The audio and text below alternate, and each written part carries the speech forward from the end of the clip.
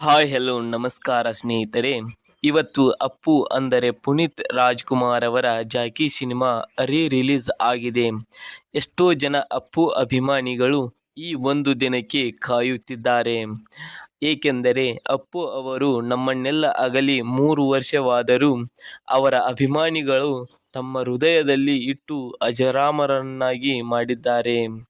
ಅವರು ನಮ್ಮನ್ನೆಲ್ಲ ಅಗಲಿ ಇಷ್ಟು ವರ್ಷವಾದರೂ ಅವರ ಕ್ರೇಜ್ ಯಾವುದೇ ರೀತಿಯಿಂದಲೂ ಕಡಿಮೆಯಾಗಿಲ್ಲ ಎನ್ನಬಹುದು.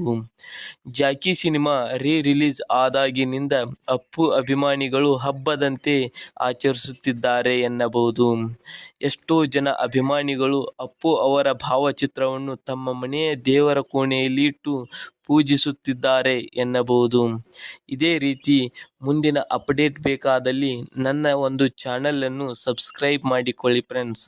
ಹಾಗೆ ಕಮೆಂಟ್ ಮತ್ತು ಶೇರ್ ಮಾಡುವುದನ್ನು ಮರಿಬೇಡಿ ಫ್ರೆಂಡ್ಸ್. ಮುಂದಿನ ವಿಡಿಯೋದಲ್ಲಿ ಸಿಗೋಣ ಫ್ರೆಂಡ್ಸ್.